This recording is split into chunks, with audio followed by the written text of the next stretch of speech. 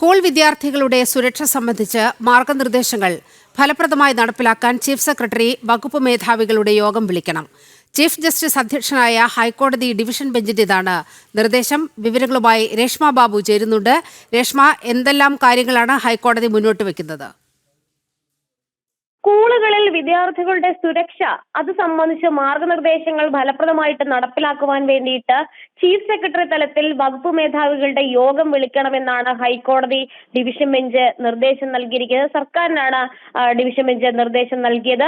വയനാട് സുൽത്താൻ ബത്തേരിയിൽ സ്കൂളിൽ വിദ്യാർത്ഥിനി പാമ്പ് കടിയേറ്റ് മരിച്ച സംഭവം, അതിന്റെ പശ്ചാത്തലത്തിൽ നേരത്തെ ഹൈക്കോടതിയിൽ ഒരു ഹർജി എത്തിയിരുന്നു.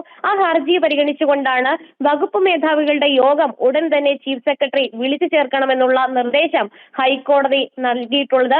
ഫലപ്രദമായിട്ടുള്ള മാർഗനിർദ്ദേശങ്ങൾ ഉന്നതതല യോഗം വിളിച്ച് ചർച്ച ചെയ്ത് തീരുമാനമെടുക്കണം. അത് മാത്രമല്ല, ഇത് സംബന്ധിച്ചുള്ള കരട് നിർദ്ദേശങ്ങൾ അത് പിന്നീട് ഹൈക്കോടതി അറിയിക്കണമെന്നുകൂടി ഡിവിഷൻ ബെഞ്ച് എടുത്തു പറയുകയും ചെയ്തിട്ടുണ്ട്. പിന്നീട് പരിഗണിക്കാനായിട്ട് ഈ ഹർജി മാറ്റിയിട്ടുണ്ട്. നീലിമ.